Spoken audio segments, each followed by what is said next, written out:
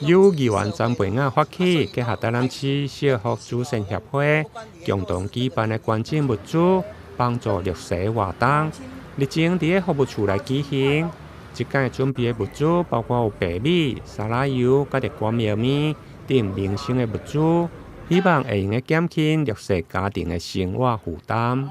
祈福慈善會由張美玲理事長帶領所有的團隊、所有的理監事志工夥伴們，到我們東區我們崇學路111號曾培亞議員服務處做我們的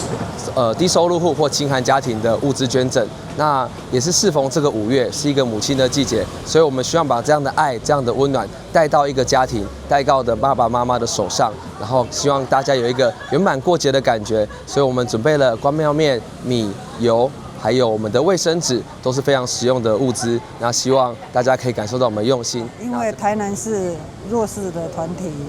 還不少，我希望說能夠大家能來共襄盛舉，因為曾議員也常常做這一塊，所以我們也是來他這邊一起做，